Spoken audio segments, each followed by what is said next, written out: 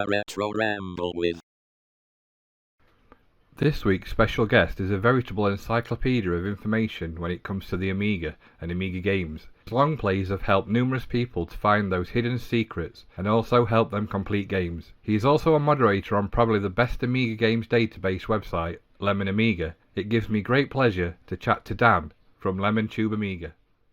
Hello, good afternoon and welcome. It's now 8 p.m. when we're recording this, so hope everybody's nice and happy with you all right. So fire away. Yeah, I've been doing the Lemon thing since, 2011? I think you started about 2010, that kind of thing, on your channel. So we've been around for a bit, and there wasn't that much, if you remember, back in the day. Steve Benway was up there, and John Gage. This was AV Gen was just about starting, so we've been going quite a while. That is some time. It's funny, I was speaking to Steve Benway today, and you don't realise how quick time flies and how long you've been doing something. It is ridiculous. So obviously your channel covers the Amiga, and you've also got one called is it Lemon 64 Tube as well, which looks at the 64 games. Yeah. Is the Commodore system your favourite system, if you like? Is that the one you've had the most fondest memories of? I guess so, yeah. Apart from the PlayStation 1, which I had a lot of good times with and a lot of memories, more so even than the PS2. But yeah, definitely a Commodore fan. My first computer was a C64 when I finally got one in 1988. And I stuck with that for years and years. And then I got my Amiga pretty late. You know, everybody's saying, oh yeah, you got my Amiga at 88. I think I got mine Christmas 1991. So I had it in 92, 93, and then Commodore folded, I think it was, in 94. That was it. So I was just getting my first A500 second-hand, beat up machine, and everybody's selling their Amiga and getting a PC. So to say I got into it late is a bit of an understatement. And so I had a lot of catching up to do in those times. What was it a pack you got, or was it a second-hand Amiga you picked up? Was it like a backpack or the cartoon classics or anything like that? Yeah, it was a second-hand bundle that my mum picked up for, I think it was like 200 quid or something. It had the Batman pack with it. So I got the box Batman original, New Zealand story, and FA-18 Interceptor, which had the cord wheel. That was critical. And it also came with loads and loads of boxed original games. I remember I got Whiz Ball as one of my first early games, and I loved that on the 64. On the Amiga, it was just terrible. And lots of games that I couldn't play, like Pteropods. Still haven't got a clue idea about that game. Barbarian, where you chop people's heads off. Again, I got the 64 version. Defender of the Crown. I mean, I hung on to the 64 thinking, I told him, I saw Defender of the Crown and thinking it's identical on the 64. Why do I need an Amiga?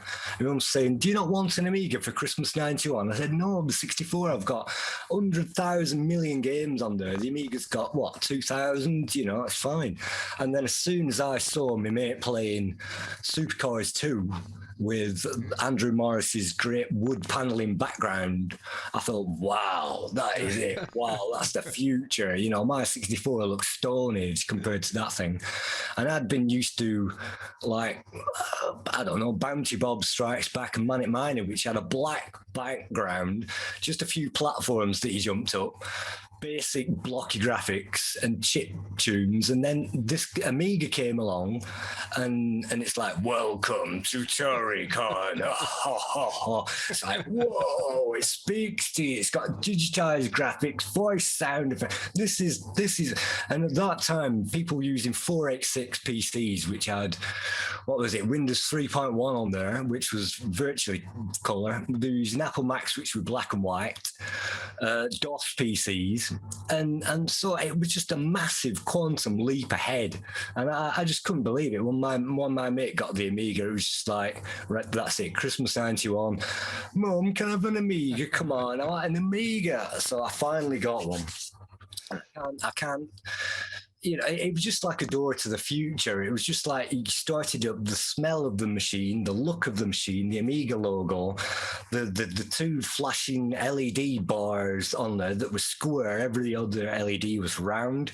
It had the clunk disk drive in the corner of it, which made a unique sound, and it used to click, clunk, clunk, and so you put a disc in, clunk, and the thing on the same, put a disc in was a hand thing, Workbench 1.3, and it was just everything, every single thing that the Amiga did, the clacker keyboard and everything else, which I'm still using. I've still got an Amiga keyboard I used with a key raw. So everything it did was just magic. It was just the Amiga feeling, the vibe and everything. It was just indescribable. And by 92, I'd say everybody that I knew in the schoolyard already had one, already X-copying games, already, you know, swapping games in the schoolyard. So I was way behind when it came to the Amiga. It's interesting you say about X-copy, because my friend, we always talk about the Amiga and X-copy with the light bulbs. When it finished, it went boom. It's just amazing how everybody has that same memory of that period of time, especially if they had the Amiga and not the Atari ST or whatever the other ones were out at the time. Yeah, everything just seemed like magic. I remember when Simon showed me X-copy, my mate, the first thing that I got to do when I got my Amiga is use these X-copy to copy the X-copy disc. And then I used that to copy all everything else they got, like Lotus 1 and Supercars 2. We used to play games for hours, 2 players, all the time. And the thing that got me into the guides was he used to show me how to play them, because I hadn't got a clue. So he loaded this game up called Apprentice, which hardly anybody can remember. It was a Rainbow Lights game, developed, I think, by either Factor 5 or something like that. Chris Hulsbeck did the music, and it was a very basic platform game. We were just a wizard going around, I don't know, jumping on people's heads, something like that. And he said, well, if you do this, and then you do that, and you do this, and you do that, you know, this is how you play it. If you press spacebar, it goes into a tiny character, and if you walk down there and press this switch, that unlocks a free life if you go all the way back. It's like, wow, that's unlocked the game. And he used to do that with the 64 as well. I remember he got Ghosts and Goblins, which is also, you know, AVGN favourite. He got that, and I couldn't get off the first screen, never mind the first level. You played that game, you're jumping over the gravestones, a zombie comes up and you're dead. Climb up the first ladder, a plant spits a ball at you and you're dead. You get through that and drop down, you're dead again. So he said, yeah, but if you duck here and then you shoot this bird and then you wait at this point, then that thing can't get you. So it's him that got me into the play guides. I went home and memorized the whole thing, monkey see, monkey do. I memorized the whole thing, played it, completed Ghosts and Goblins first time, and got a clue how to play it. And so, wow, this is brilliant. Because I don't know if you bought any magazines back in the day, but I was hot into Zap. Yeah. Zap 64. I later got Commodore format, but in the back of the pages, they used to put tips. And one day I was playing a game called Rough and Ready on the C64, which was a cartoon license. And I got so frustrated with the game, I smacked my hand on the keyboard, completely covering the left-hand side. And then I smacked another hand or a fist on the right-hand side, and just kept on pounding on the keyboard, and then the screen flashed. I'm thinking, what's going on? It turned out by pounding on the keyboard like that, it was frustration mode, and that was the secret code to access infinite lives. If you didn't go crazy and pound on the keyboard, you wouldn't get infinite lives. So I worked out the keys that you had to press for that and sent it into Zap 64, and they printed it. Oh, brilliant. Wow, you know, they must have tested it out. So I discovered that cheat, and they printed it, and nobody else, you know, mentioned it or whatever. And I thought, wow. So that got me into the magazine thing and the discovering things and the exploring of games. And then later on, the writing articles. I wrote one of the first games I wrote was on the BBC, on the Commodore 64, based on a BBC book that I wrote called The Legend of Valinor. Right. With the 64, I got The Lord of the Rings, The Text Adventure by Melbourne House. And it came with a massive, big, thick Lord of the Rings Book 1. I got into it, and I wrote my own story, which I handed in for a Year 5 assignment at secondary school. And then once I'd written the story, I wrote the video game for it on the Commodore 64, you know. 10 print, you're in a dark forest. There is a path east and west. You can see, you know, all these things. And it was very descriptive heavy. So that was the first game I ever coded, and I just typed it in. And I also typed in magazine, typing listings from your Commodore. It used to be about 4 or 5 pages long. You'd spend all day doing it, and at the end it'd just say syntax error. Yeah. Line 1205. So you type it in, you try and find it out, and you spend all day bug fixing it. And then once you got it going, it was just a simple game of like a diver jumping off a ship, getting a pearl, and coming back again. So then what a waste of time. But if you remember those magazine listings, that got you into BASIC and got you into programming, and you could mess about with it. And it was just like when you switched on a C64, it came up with a ready prompt, and you could do anything with it. You didn't have to put a game in. You could just type whatever. And so that got me into the homebrew side of making games, and obviously the shoot 'em up construction kit and things like that. But from there, I didn't really look at producing my own games. I just got into exploring other people's. And I've got to mention this, back in the day when I had my 64 and the Amiga, there used to be a computer shop in our town called PV Computers. I don't know what the PV stood for, but it was originally PV Tubes, because it used to be a TV repair shop. And at school, we called it TV Pubes because swap it around. It used to be the gatehouse in Accrington, so it had a big column, like it was like an old building. It had like a round column on the side of the building. You walked in and all these racks of games piled up. And I remember reaching up right onto the top of the rack to get Lotus 3 when it came out, right on the Amiga side. First week it came out, I got Beneath a Steel Sky, which came out on about 15 discs. Yeah. Almost the first week, because it had a buggy disc 11, and I had to send it back and get a fresh disc from Charles Cecil, which I actually spoke to him about when I met Charles Cecil later on. And I also got Sensible Soccer, and I hate Sensible Soccer, but I bought it and I registered it, and they sent me 1.1, the disc, the upgrade disc, in the post. It's like, wow, I've got a free game, 1.1. So it's like, wow, you know, I can't remember buying many originals. I remember buying loads of budget priced originals like Turrican and things like that. I'm definitely a platformer fan and a racing fan, so it was definitely Lotus, Supercars, you know, Turrican, all that kind of thing. What was your opinion of Lotus 3 compared to Lotus 2? A very mixed bag, but generally disappointed. Yeah. For me, Lotus 1 was an immaculate conception. I used to play that with Simon all the time. We used to play it 2 players. There was barrows on one side of the road, and he used to park on the other side. So I had to crash into the back of him, into the signs, into the barriers, or off. And he used to find this hilarious. So we used to play that day in, day out. And I realised if you played it in NTSC, I didn't have a clue about PAL or NTSC back in those days, but I found that the Knights of the Sky game had this NTSC switch on it. Because I got the cracked version of Lotus 1, I dropped it into the startup sequence and it played it in NTSC, and that played it quicker. So it was like almost full screen. It chopped the bottom tiny bit off, but it played it quicker. So Lotus 2, I think I was convinced that was a PAL game, full screen PAL, but people have said that that's actually an NTSC compatible game. And I think Lotus 3 was as well, but Lotus 3 it was slower. It had that cliff level. It was jerky and really slow. And, you know, it played the music and the sound effects, and it was quicker with the sound effects.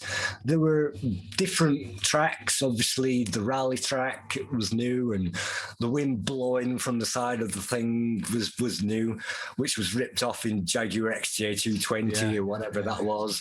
But that was Core Design.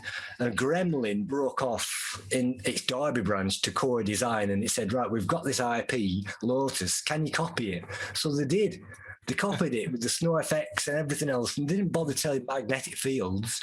And when I spoke to Andrew Morris, they said, yeah, this Jaguar was a complete rip-off, not realising that Gremlin had actually commissioned their own rip-off. And they actually did Test Drive 2, was it? Top Gear 2 as well.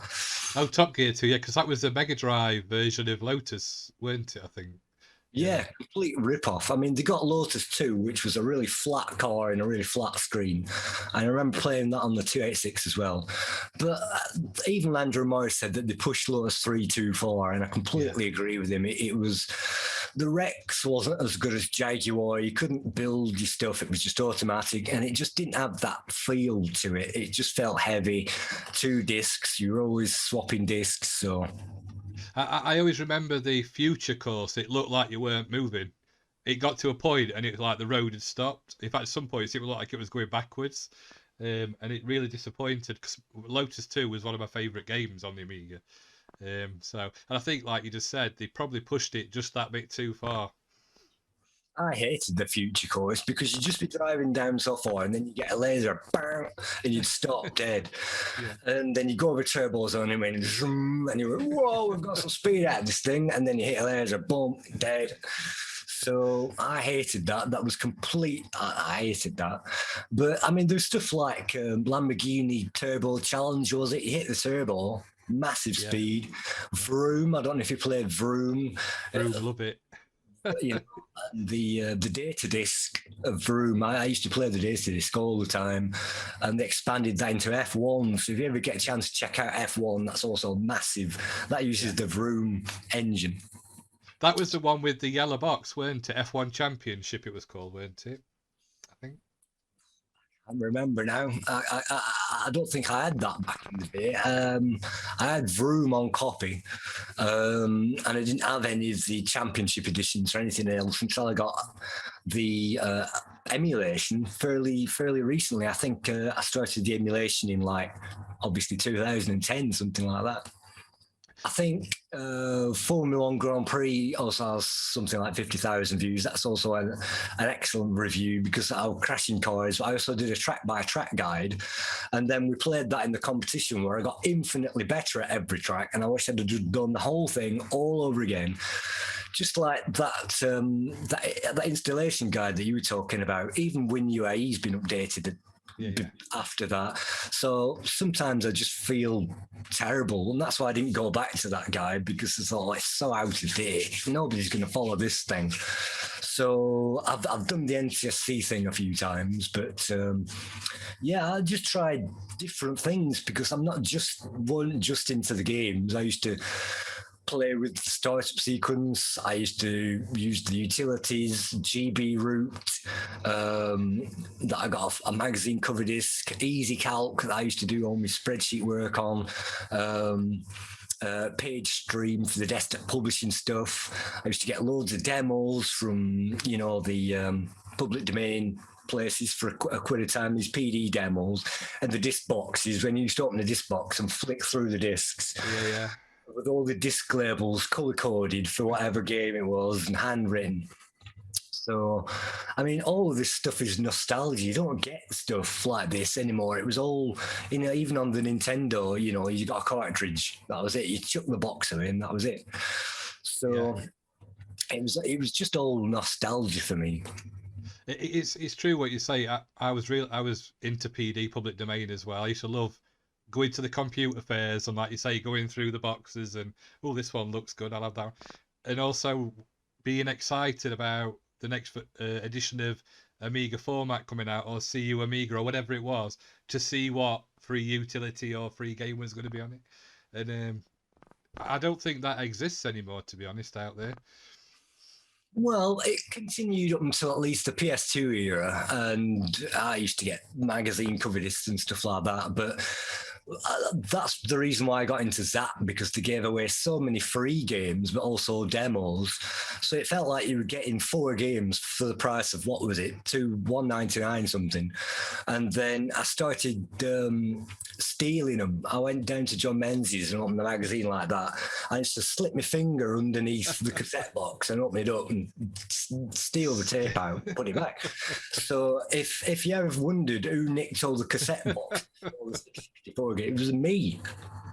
The irony is, I used to work at John Manzi's when I first left school, and what they used to do is they'd take the magazines that didn't sell and send back the front cover to prove it hadn't sell, and you could take the discs and tapes home if you wanted. So, well, that was it. That was a perk of the job, definitely. But I know CU Amiga is what prompted me to get a CD-ROM drive eventually, because the stuff that they were giving away, I used to see the Aminet CDs in magazines or the Lotus trilogy or, whatever.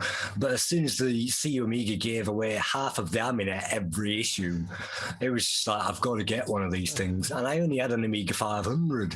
So what I did I can't remember what year it was, 1994, I think. Just before the Amiga closed down, I started getting some new kits. So I got a Bodega Bay, which was a massive thing that plugged into the side of the Amiga and expanded it into an Amiga 2000. And I got a SCSI card for that, and I got a hard drive eventually. But it was £250 for 80 megabytes. That's not 800, it's not a gig, it's 80 megabytes. So you could fit literally like 100 discs on it. And then there, I got myself a tandem card and a 4-speed CD-ROM drive, so I could play these. I must have spent £1,000 on it when I could have bought a PC for 800. But it's just like all this kit, all this amazing Amiga stuff, and so I became a subscriber to Amiga Power, which was the magazine with attitude. I got that almost from year one. I got all the back issues. I got everything to do with Amiga Power until it ended. And then I was also subscribed with CU Amiga. I got that through the door, posted every month. And occasionally I'd also get Ace, Amiga Format, and whatever else, Amiga Action, whatever else was floating around at the time. And like I say, definitely when they started putting 2 cover CDs on the front cover, cover discs, thinking, wow, this is great. Because obviously the magazine was one thing, but it was interactive media. You wanted a demo of certain games to see if it was any good or not. And sometimes a magazine could make or break a game, and definitely Zap and Amiga Power were fantastic at making or breaking games with their 10% rating for International Rugby Challenge and stuff like that. So it was the Bible, every single day. I didn't read books, but I certainly read the magazines. Definitely, yeah. I don't know what you mean about make or break, because if it was a really low score, you just wouldn't bother buying it. Not that you bought many anyway, because you probably backed up a lot of them anyway from your mates. But yeah, I so miss the magazine era, if you like, because even now you can get PC format, but it's got no disc and it's about this thin and it's like £6. And you think, what is the attraction then? Because you can see a lot of the things on the internet anyway that are being released. So, but in them days, obviously there was no internet. That was like a paper internet, if you like, weren't it? That's where you got your information about stuff. Yeah, well, do you remember when the internet came out? I mean, I think I got my first modem in 1997, and it was 28.8k per second. So when you thought the Commodore 64 had 64k, that it could screen refresh many times a second, this thing was 28.8, and the screens, the pages were like Wikipedia. There's just a load like teletext. It's like and that was on a BBC, wasn't it? Teletext. And they were so basic that there was only a handful of pages out there at the time. So whatever you were into, you were limited to maybe 2,000 pages for the entire thing. So it used to crawl along. What I did, I ran a wire from the junction box in the living room under the carpet up the steps so my mum could never find it into my room. And I used to go onto a bulletin board. This was almost before the World Wide Web. And I used to ring this guy up in Manchester called Dave's Place and chat to him all day long, sending him stuff. And it was like public domain stuff and all that stuff. And I think the first phone bill were about £100. And I spent the next, I don't know how many years, paper rounds, 10 years, paying it off, basically.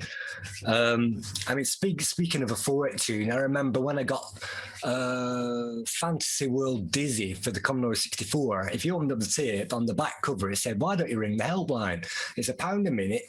And when you rang the helpline, it was on it was a taped thing that was on a reel. And sometimes when you rang it up, it was halfway through. So you had to wait for it to finish and then start again before you got to the bit that you were stuck on. So I did that and put the phone down and instantly forgot where I was stuck on. And I rang it back up again and I found it and I played it, and then I got stuck again, and then I rang it up again, waited for it, got stuck again, and then I rang it up again and I thought, right, I'm going to memorize it and then I don't have to ring it up again. And I forgot it, so I rang it up again, and then I wrote it all down, page for page, backwards and forwards, and played it again. And that was £70 for one phone call for a $2.99 budget game. That was the most expensive budget game I've ever bought. I bet your mum were pleased when she got the phone bill through the post. Absolutely, and it was itemised, so she didn't get it for 3 months.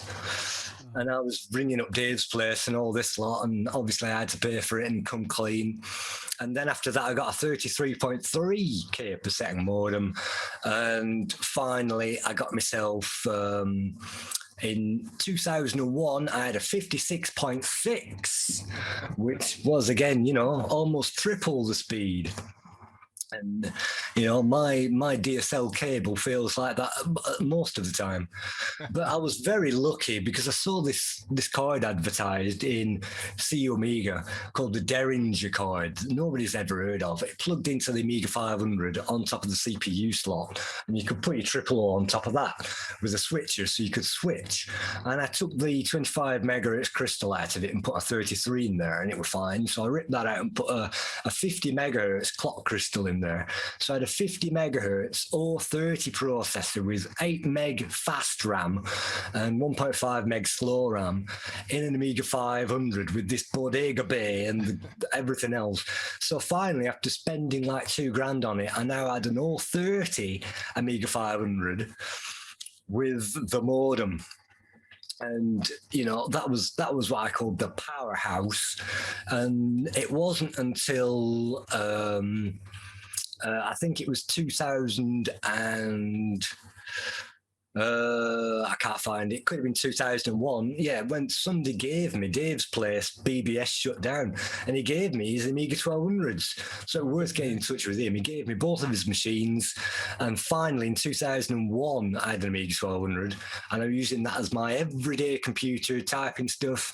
I was going to college. I was learning Pascal. I ran PC Task on it, so I could run Pascal on the Amiga, and I was using that until I got my first PC in about 2005. So that's how long I kept my Amiga and kept on the internet and designed internet stuff. And the first internet thing I did was the weight training and bodybuilding guide on Freedom Names. You can tell I kept that up until right now. And that had like millions of views. It's still up there if you search for it. It had like 1 million views until the tape counter ran out. And then I got another one, and then they went broke, and then I got another one. Made on the Amiga, it had with Amiga boing ball rotating on there. Back in those days, you could do it, and that's finally 2005. I got XP, Windows XP, and that was when I said goodbye to the Amiga. And I didn't go back to the Amiga until I registered on Lemon in 2010. So there's a big 5-year gap there when I was just had XP and all the really crappy PC games. And the first thing I did was install WinUAE and find out how to play it and get something decent on there. So I don't think I've ever bought a single PC title in my life apart from Windows 10. I think I bought maybe 2 or 3 PS1 games. All the rest were copied because I got it chipped.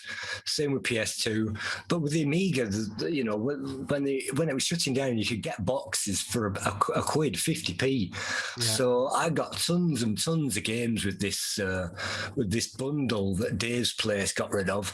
And I'm looking at them now. There must be 100 boxes here. Stuff like Lionheart, Chaos Engine, Addams Family, Walker,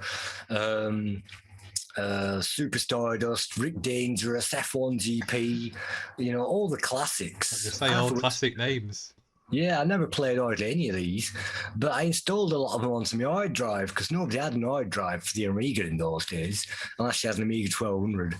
So I had all these games. Ultima 6 I never played. Nord and Bert I never played. God knows what Nord and Bert is. It's an Infocom text adventure. So, and Beneath the Steel Sky I got on day one. Legends of Valor I got because I had the old 60. It was the old 30. It was actually playable. And after that came out, Doom came out, and that was the end of the Amiga because, as we know, John Romero killed the Amiga, even though it's still single-handedly alive even now. Yeah, I mean, just going back to the Amiga thing, we were cheated in a way because the Amiga just died and just fell off the platform. And for the next 4 years, people bought it and sold it and bought it and sold it. And so we were always feeling like, where's the Amiga 5000? When's it coming out? So for us, the Amiga never died, and it's always been, the community's kept it alive. Unlike the BBC and stuff like that, who cares, you know? The Amiga's always, well, come on, we've got to keep it alive so that when it, you know, it's got to be, you know, people want to play this. And a kind of Amiga games, when you look at some of those games, they've got their own character. A lot like the C64, they were unique, some of these things, made on the Amiga, and then ported onto other platforms. But when you look at stuff like Blade Warrior, which I didn't have a clue about at the time, and I got around to reviewing a couple of years ago, that's like a walking around game, and I didn't have a clue what to do. You know, nobody had the instructions, and if you did, you know, you never read them. They were all X-copied games. So you put Blade Warrior on with the silhouetted man of a guy walking around and you just got killed.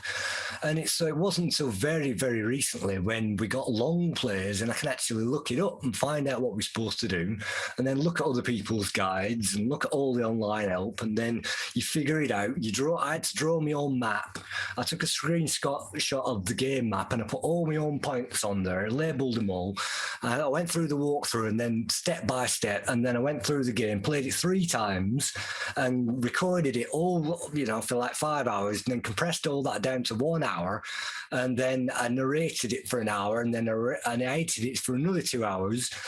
And so each game review takes about 8 to 10 hours minimum to record, even if it's just a 20-minute game that I know inside out. Everybody, like the Amigos, they started with the Amiga and then they moved on to other platforms and things like that. So it's a dedicated niche market. I'm preaching to the converted, and the games that people want to see are usually the ones that I've covered already, like Sensible Soccer and, you know, WizKid and whatever else.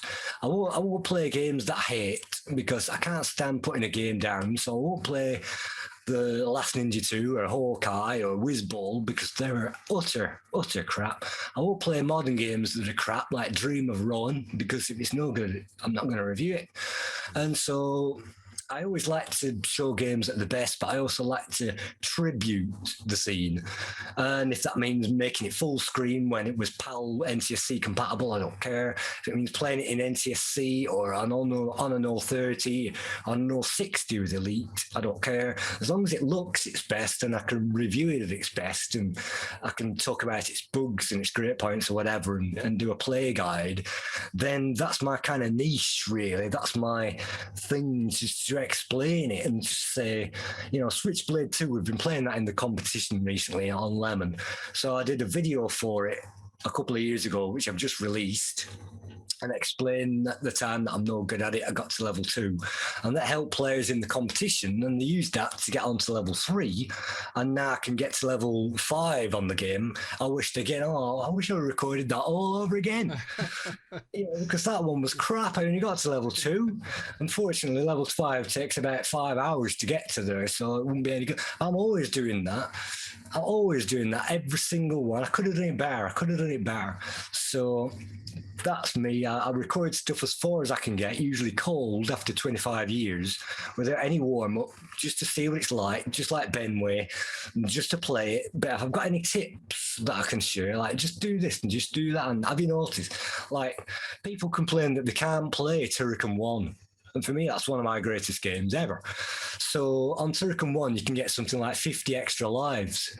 And I'm like saying, right, well, if you do it there, you get the extra lives and get the extra. Most people that can't play it don't know about them, and they've never watched my video. They don't care. So they're not completing the game. And so they're not getting that benefit, really. So that's the whole thing for me. Just kind of, that's how I get my buzz out of doing it, is seeing comments like, it could be a View to Kill on the Commodore 64 channel. It's, wow, nobody's reviewed that before. Nobody's done a play guide. This game's impossible. You've really helped me out. How do you get past this bit? And asking me questions. And it's just like, yeah, you open safe and you get the tumbler out. And it's those kinds of things. All these different scenes that I'm into, because I'm into World Rally Championship, Formula One, Duran, all these really niche markets, these cult things that are on the internet. And I spend a lot of hours every day making up videos, and I released one called Laughing with Duran the movie at Christmas, and I think it's got something like 35,000 views. So I'm happy with that. Plus I'm not narrating it, so everybody else is happy with it. So it's like, wow, 35,000 views. So if I can only get that on my Amiga videos, I won't have any problems. If you're into that hobby, you follow it so much more closer, like you say. So you pick up on all the news and what's happening that's out there. So yeah. So, what is your favorite Amiga game? Have you got one game that you think, I really love that, or is it too many? Changes. There's a thread on Lemon about it, and when I'm looking at it, I'll probably change my ideas every time. The most time I ever played on an Amiga game is probably the Settlers, because you can sink infinite amount of time into the Settlers, and I got through all the levels. Behind that, it's probably Lotus 1. And those are generally my favourite games that I list when people are asking me about my favourite games. I mean, stuff like Turrican 1, they were favourites on the C64, so I already had them. Speedball 2 didn't become a favourite until later. I didn't mind playing Test Drive 2. There's a lot of games that I only found during the emulation period that weren't my favourites during the day. And my favourites used to be obscure titles that nobody's ever heard of. So those, I guess, well, anything that was a platform game, I'd play it. Anything that was a driving game, I'd definitely play it. Vroom was definitely up there, top favourite on many people's lists, which was insane. Yeah. Vroom, you could link up as well, couldn't you? You could have two player via serial link or parallel. Yeah, you could do Lotus 2 as well. I never got to do that, but I did play 2 players. But I never got into stuff like the Alien Breeds, the RPGs, the sports games, any of the soccer games, really. Anything like that. Football management, SimCities. I had SimCity 2000, SimEarth, Subwar 2050. I never got into any of them. Theme Park, AGA, Worms Director's Cut.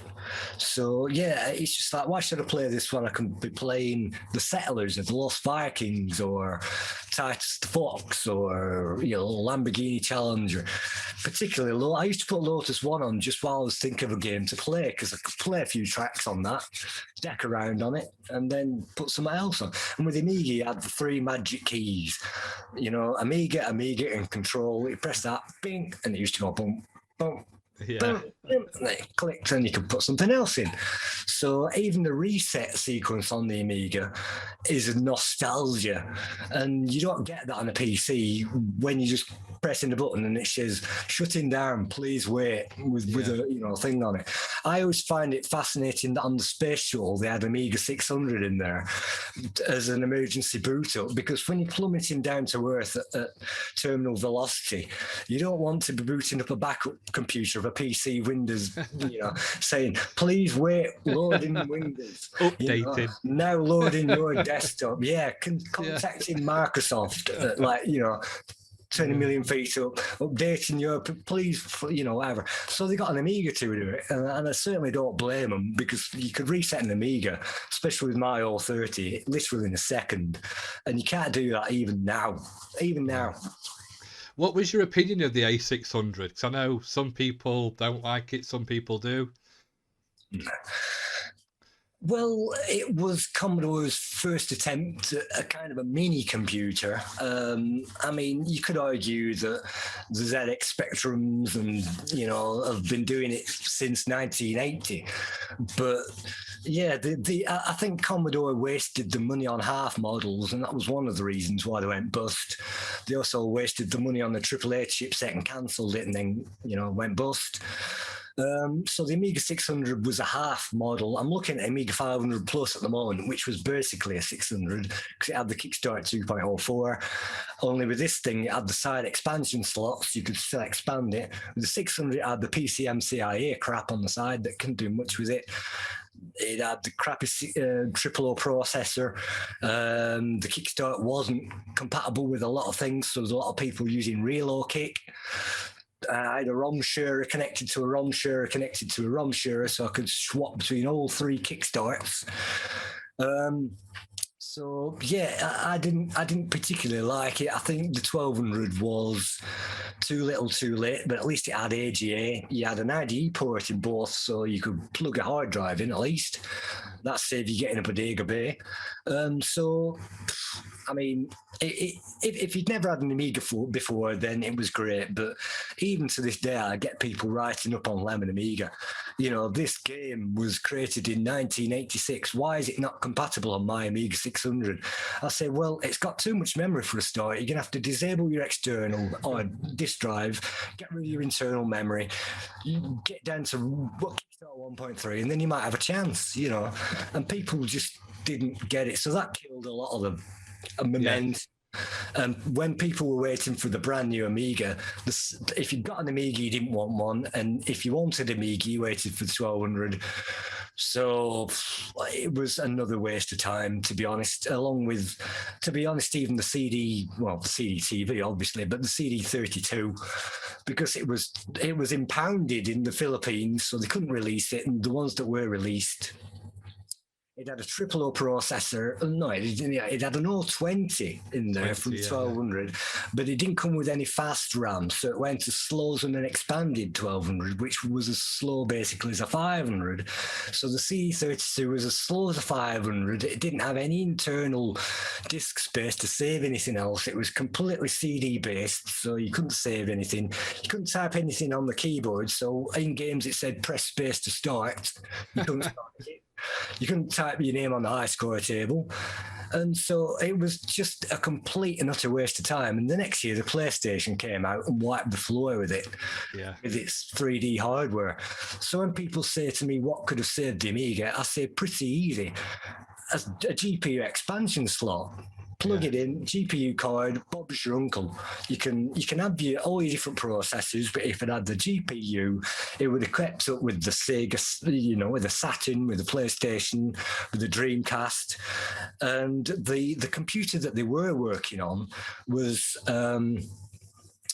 what was the name of it? I think it had a Scarab board in it, so you could plug a Scarab GPU into that. It was called the Hombre chipset. It used parallel process technology, whereas everything's serial technology these days. You get an application, it reads it into memory, it copies it to the CPU runs it, and it copies it back to memory. Well, this thing had parallel processing going on, and if that sounds like light years, it could handle something like 64 or 128 commands simultaneously and output them simultaneously, whereas a single thread, it had to draw everything line by line using the raster. This thing could print an entire screen at once without having to draw anything and just refresh that 100 times a second. It was the future, so obviously they cancelled it, and instead we got 32.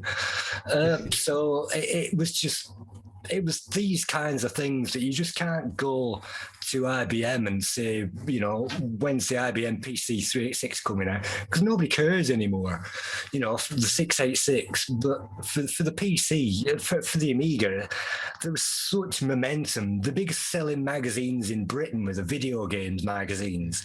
They used to have it printed on Britain's best selling magazine. Like, what? No way.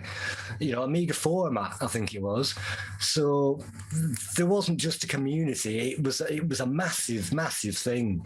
And people didn't want to leave it. I certainly didn't want to leave it. And I certainly didn't want to get a PC at that time. They used to put the ABC figures in the front, didn't they, of last month's sales? Something like X thousand sold and stuff. Which shows how big it was. Thing that sort of annoyed me with the 1200, because I bought a 1200, but my friend had got a 486, and I remember playing 4D Sports Driving on the 1200 and on the 486, and it were like worlds apart. And that's what sort of made the 1200 a bit. I was excited for it coming out, but on the flip side, I was disappointed it wasn't faster than I thought it was. If that makes sense. Yeah, but if you got the fast RAM in there, which was cheap, that doubled the speed because at least it was 32 bits then, because it was using 16-bit RAM and it had a 16-bit data bus and a 32-bit processor. You were knackered as soon as you got the 32-bit RAM in there. But yeah, the Amiga Ranger, which was supposed to come out in 1986, was supposed to have an O20 processor in there because the O20 came out in 1985, the year that the Amiga was released. So if we'd have played our cards right in 86, we could have got this thing with turbo fast bubble RAM or whatever it was, and an O20 and a hard drive. So obviously they sacked J-Miner and they cancelled it. Instead, we got the Amiga 500. So if they continue with that, then the Amiga 3000 would have got, well, it did get the O30, but I think it should have got the O40. The 4000 should have got RISC technology because it was out at the time, and instead we got the O40, which was a crippled thing because of the data bus. It should have got at least an O60. And then obviously the 1200, that should have come out with at least an O30, you know, 50 megahertz, I'd say, because if you look at the Atari Falcon and whatever, that had an O30 and that was crippled as well because of the data bus, but at least it was an O30. And on a 1200, the O20 just didn't cut it. It was 10 years out of date then, and they only got it because they only put it in there because Commodore said it was cheap. And if there's anything we know about Commodore, it's everything was cheap. Even the beige that they used on the Amiga 500, they used that colour because it was the cheapest colour in the colour range to use it. And the Amiga 600, they made it because it was cheap. It was 500, the circuit mounted all the things, and they just made it cheap. So that was Commodore. If you could go back again, you'd say, stop giving £10 billion to, you know, the chief execs, spend some money on the Amiga, stop cancelling all the best ideas, stop cheaping out, give it a GPU slot. And I'm not joking, with the parallel technology that they had going on when they cancelled it, we'd still be using Amigas today. It was faster than PS1 then, and that was before the PS1. So it's one of them things. It woulda, shoulda, coulda been a lot better. And for its day, I have to admit that people optimized the code like crazy on a 000 processor. I think one of the first games I saw was Prince of Persia on a 286, and then people using Wing Commander on it and Descent. And those were 3D games like Doom. And it's like, obviously, you throw them around the screen and you wonder what the Amiga's like. You know, you're playing Gloom or something, it's just not quite as good. It's rubbish. But those, well, obviously the PC was good at 3D, but you could still play Civilization on it and all the two-player games just as well. But when you bought Civ 1200 thinking, oh yeah, Civ 1200, it's going to be in it, all they did was change a few colours. Yeah. Ball 2, changed a few colours. Chaos Engine, changed a few colours. Yeah. This is shovelware. This is SHIT. CD32, the shovelware from the Amiga 1200, which was shoveled from, oh, forget it. It's just rubbish. They thought that putting a multicoloured background on instead of a glitter thing was an upgrade, and adding I suppose, CD music, but the music was already good anyway on the Amiga. So Yeah, people like Gremlin wasted 6 months creating a digital animation for the cover of Zool 2, Zool, with that fancy, really ridiculous background, which made it impossible to play. And obviously, when I reviewed it, I played the original. Same with Fire and Ice. And yeah, they took the copper shaded background away and they put this ridiculous background on it, and you couldn't play it anymore. And yeah, ridiculous CD music. I think only Guardian AGA, which was virtually a CD32 exclusive game, that had amazing music, amazing 3D graphics, amazing. But apart from that, you really wouldn't say that you got to buy an Amiga for the CD quality music, and that didn't really come out for a long time. I think Psygnosis moved over from the Amiga onto the PS1, and then they spent £1 million on the introductions to games that they used to spend on the Amiga. I forget what it was. It could have been, I don't know, Rise of the Robots or something, but they spent all the money on the digitized introduction and nothing on the game. Definitely Rise of the Robots, that. Three moves. That was something else as well, because I didn't realise until recently that I always thought the Amiga was only capable of having one joystick button, but it was capable of having two, weren't it? You could program 2 buttons into it if you wanted to. Oh, yeah. The original Amiga was based on the Xerox Alto, which came out in the early 70s and got released to the public in 81. And when the geniuses in America was designing the Amiga, they designed it with 3 buttons in mind. And so the hardware can actually take 3 buttons for a 3-button mouse, because I had a 3-button mouse back in the day. Obviously, nobody used one, and it was a lot better than the 1-button mouse that you got on the Apple Mac. But if we'd have realised that the Amiga could handle 3 buttons and 3-button mice, then we'd have had 3-button controllers. And if you've plugged in a Sega controller, you still only could access 2 of them. Yeah. So there was a lot which was switched off on the hardware side by Commodore when they bought the computer. And had we known, games manufacturers could have literally put in the 3-button mice and the controllers. We didn't have a clue. We didn't know about NTSC. All the English programmers thought that the Amiga was 320x200 screen ratio, so that's all they did. They didn't know any better. They looked it up in the Amiga hardware manual of the American Amiga, the Amiga American hardware manual. It said, oh yeah, NTSC 300x. So that's why we got that stupid black border on everything. No, we hadn't got a clue. The games did get better as it got to near its end, I suppose, didn't it? The better quality games started to come out. Yeah, definitely after 1990, we started to get the copper backgrounds. A lot of people argue it all started with Shadow of the Beast. When that pushed, it had something like, 18 layers of parallax scrolling going on. It was impressive. And of course, the Commodore 64 got its own version, Nintendo and all the rest of it. But for a time, with its music and, the graphics and everything else, it was cinema quality. It's like, wow. I mean, the game itself stank, but the presentation sold Amigas. It was in windows of this computer shop, TV Pubes. It was in the window playing these games with, Defender of the Crown. Buy this game. Then when you got it, you put it in, listen to the Ace music, and which way am I going? Do I go left or do I go right? Oh, well, I'm facing to the right. That must be the way to go then. So you got to the well and it says it's locked. All right, great. Reset. Boom. So there was a lot of crapware, but after 1990, it got better. Team 17 was great. Psygnosis were great. There was a lot of great publishers that pushed the Amiga.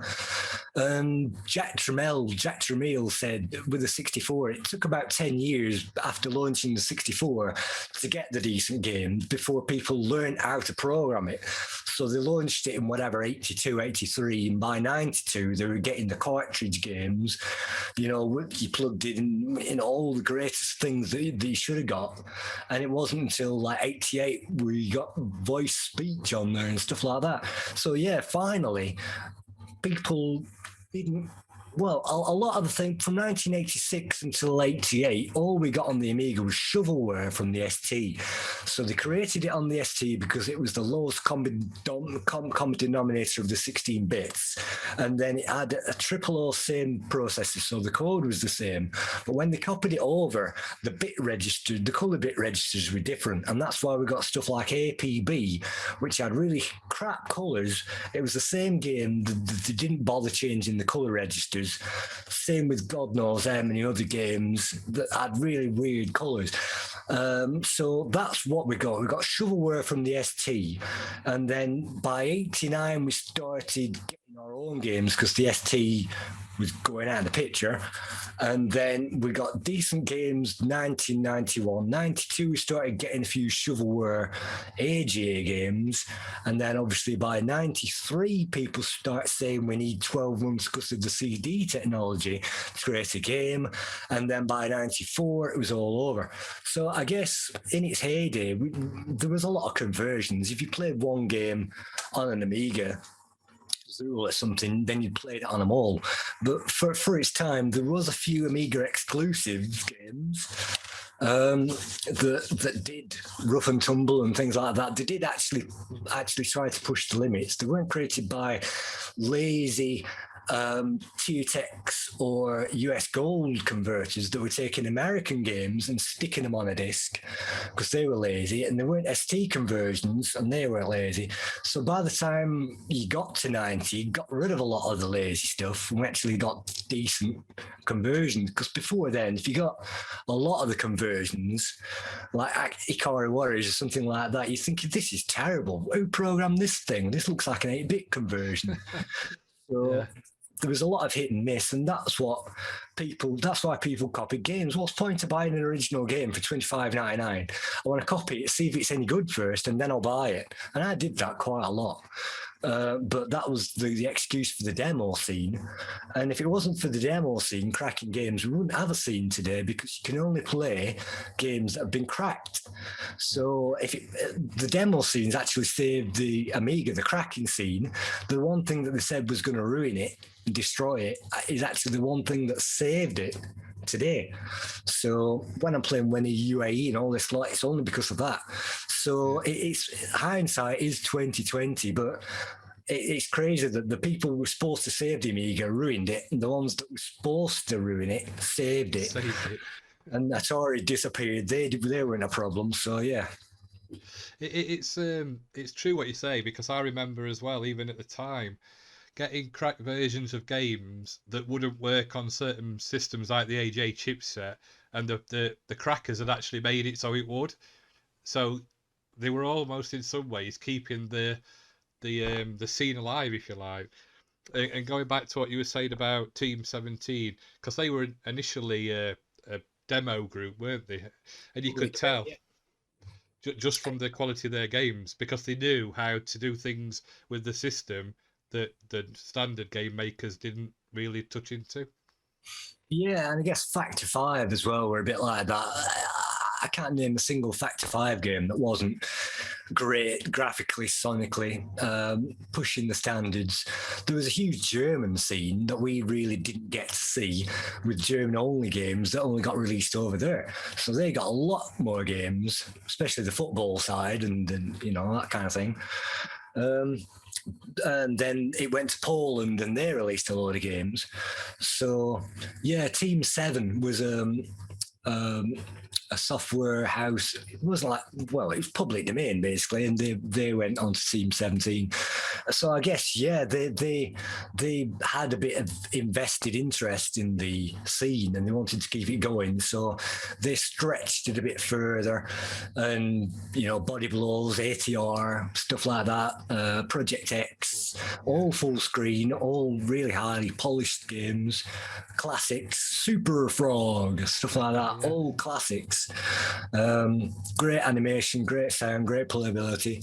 So and you got people like Gods, Bitmap Brothers, they always like to push it as well. Speedball 2, Chaos Engine, they're all classics. So it's a shame that all those Bitmap Brothers, they went to the PS1, Psygnosis, they all went to the PS1 about 96. So their talents left, and all we got was the Polish guys, and the guys that was they're still doing, the homebrew guys that are still doing it today. Well, that sort of brings us nicely to the end of it. I'd just like to say thank you for being part of the interview. I could talk to you all night about the Amiga, like you just said, because it was my childhood, and I've really enjoyed it. And I wish you all the best for the future. Hope you finish the games you want to and get to the end level of Captain Planet at some point. And thank you so much for being on the Retro Ramble video. Well, no problem. As I can tell you, in the next series of play guides, I'm definitely going to review 1 or 2 games that I used to have back in the past, Apprentice, stuff that I'm only into. And I'm going to be releasing some stuff behind the scenes and some extra guides and things like that. But I'm looking forward to the future. Like I say, Amiga.com is now back online. It's all still to play for. We could still get the Amiga 5000. You never know. I'm wearing my Amiga t-shirt. That's why I'm wearing this t-shirt. Nice. In case you're wondering, lemonamiga.com with all my figures in there. I've got all my figures in there, all the icons. That's another thing as well. So, yeah, I don't think the Amiga's history has got halfway through yet. I think it's still going. And according to David Pleasance's books, it's still got a long history and a long way to go. So. Next time on A Retro Ramble. You find with magazine work in general, particularly in the 80s and 90s, in the games field, that's a constant battle. Yeah. A constant battle between giving a game a fair appraisal, i.e. actually telling people what it's like, warts and all, but also not pissing off the company who's just signed up for 6 months worth of advertising with you. I would just like to say a big thank you to all the special guests who took the time out of their busy schedules to appear on Retro Ramble, which is really much appreciated. Thank you. Thank you for watching this episode of A Retro Ramble with. All links to the special guest channel can be found in the description below this video. If you enjoyed watching, then please like and subscribe and click the bell notification icon to be informed of when the next episode is uploaded.